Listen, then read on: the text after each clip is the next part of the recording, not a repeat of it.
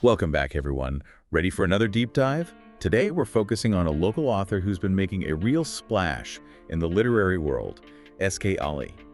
We've got a ton of your requests to dig into her work, including a really interesting piece from the Centennial News. Yeah, it looks like our listeners are fascinated not just by what she's writing, but also by, her whole journey as an author. It's not every day we see someone achieve this level of success after taking a 20-year break, right?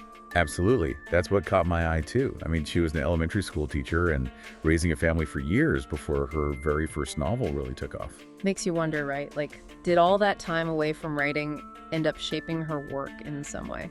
Yeah, it's a great question. The sources we have don't make any direct connections between those experiences, but it's definitely something to think about. For sure. I mean, it seems like those years must have given her a really unique perspective, maybe a depth of experience that she's now bringing to her stories.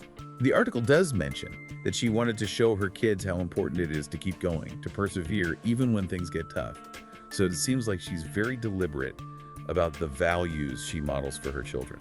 Absolutely. And that really ties into her choice of topics, too, don't you think? I mean, she often writes about Muslim teenagers, especially in her young adult romance novels. Right, and the Teen Vogue article we have Yeah. really digs into this. It talks about how crucial it is for young readers to see themselves represented in books, particularly in genres like romance, where, certain types of characters have traditionally dominated. Yeah, makes you think about the kind of impact her work might have on those readers, Not just on a personal level, but also like in terms of pushing back against stereotypes and maybe even changing the literary landscape as a whole. Right. It's a really powerful move, especially when you consider that the article mentions how she herself didn't always see herself represented in the books she read growing up. Oh, for sure. And talking about her development as a writer, the Writer's Digest interview goes way back, to her early aspirations. Turns out, a teacher encouraged her writing back when she was in 7th grade. Wow. What a beautiful parallel to her becoming a teacher later on. Almost like it all came full circle. Yeah, definitely. But it wasn't exactly a smooth path to success, was it? The Centennial News article mentions that even after that initial encouragement, she still struggled with self-doubt. And then even after getting a degree in creative writing, she didn't, immediately dive into publishing. It's almost as if life had other plans for her first, right? Leading her towards teaching and motherhood. But as we can see now, that definitely didn't stop her from chasing her passion. And once she did decide to go for it, she really hit the ground running. I mean, from being featured on the Today Show's book club to becoming a New York Times bestselling author, she's accomplished a lot in a pretty short amount of time. She hasn't limited herself to just one genre either. She started with young adult romance, but then branched out into dystopian fantasy and even children's books. It makes you wonder what drives those choices, doesn't it? Is she simply looking to challenge herself, or is there like a deeper link between the genres she chooses and the themes she wants to explore? There's a quote from her in the Writer's Digest interview that might shed some light on that. She writes, "To explore questions that I want answered." So maybe each genre offers a unique way of examining those questions. That's an interesting point. It reminds us that even for successful authors, there's always this evolution happening, this constant search for new possibilities, new ways of telling stories. Absolutely. And speaking of exploration, the article we have about her latest book, Fledgling, really dives into her decision to tackle some pretty big social and environmental issues all through this dystopian lens. Yeah, it's definitely a shift from her earlier work, which, tended to focus more on those personal relationships and coming-of-age themes.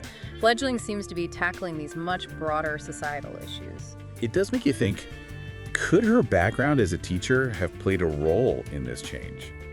I mean, educators are often right there on the front line, seeing the challenges young people face every day. That's a really interesting connection. I mean, the sources don't explicitly say that, but it makes sense, right? She could be drawing on those experiences, using them to create a story that really speaks to the anxieties, but also the hopes of younger generations. The article mentions that she was specifically interested in exploring themes of inequality and environmental damage. Pretty heavy stuff, especially for a young adult novel. It is, but it also shows a lot of courage, as a writer. She's not shying away from these difficult conversations, even when she's writing for a younger audience. It's like she's using fiction as a way to engage with these important topics, to make people think. And she's not stopping there. The Centennial News piece hints at a whole bunch of future projects, like there's a sequel to Fledgling in the works, another young adult romance, And she's even going to try her hand at adult romance. She's one busy lady. Seriously, her creative energy seems boundless. It's like every new project gives her a chance to explore another side of human experience, to experiment with different genres, different ways of telling a story. It's amazing when you think back to those early days of self-doubt that the Writer's Digest interview talked about. Now she's this multi-genre powerhouse. And to think, it all started right here in our community. There's something really inspiring about that, isn't there? It's a reminder that these incredible stories can come from anywhere, from anyone, even after taking a long break to, focus on other things in life. It really shows you the power of passion, right? And perseverance. It's like, even when life throws you a curveball, you can keep that creative spark alive if you just keep nurturing it. And it seems like SK Ali is doing just that, constantly pushing herself, growing as a writer, and exploring new possibilities. So as we start to wrap up our deep dive into SK Ali's world, let's turn it over to you, the listener. What part of her story really resonated with you? Is it her resilience, coming back to writing after 20 years? Or maybe her dedication to representing diverse voices in literature? Or maybe it's how she's tackling these tough social and environmental issues head-on in her work. Or how about her willingness to explore all these different genres, always searching for new ways to connect with readers? No matter what part of her journey speaks to you, it's clear that SK Ali is an author we should all be keeping an eye on. Absolutely. Her story reminds us that these creative journeys, well, they can be unpredictable. They can take unexpected turns. But at the end of the day, it's that passion and dedication that keeps us moving forward. And that's a message that applies to all of us, right? Whether we're writers, artists, or just trying to live a fulfilling life. So here's a final thought to leave you with. Remember how SK Ali uses her writing to explore these big questions about society, about the environment? Well, it makes me wonder, what questions do you think fiction can help us answer today? What stories are out there just waiting to be told? What perspectives need to be shared? Maybe SK Ali's journey will inspire you to delve into those questions yourself, to discover your own creative potential, and maybe even, share your own unique voice with the world. And you know what else is kind of cool? The Centennial news article, it mentions how it was always her, secret wish to be interviewed by them. Oh yeah, that's a really sweet detail, isn't it? It speaks volumes about her connection to this community. Even with all the national recognition, she still values that local spotlight. It's a good reminder that even these, really successful authors, they're still part of this bigger ecosystem, right? Drawing inspiration from their surroundings and giving back to the places that helped shape them. And speaking of inspiration, I think there's so much we can all take away from SK Ali's journey. I mean, her story really highlights the importance of representation in what we read, the power of perseverance, and just, the beauty of constantly learning and exploring throughout your life. It's like she's showing us that it's never too late to go after what you're passionate about, to challenge yourself creatively, and to use your voice to make a real difference in the world. Exactly. And remember, you don't have to wait for someone else to tell your story.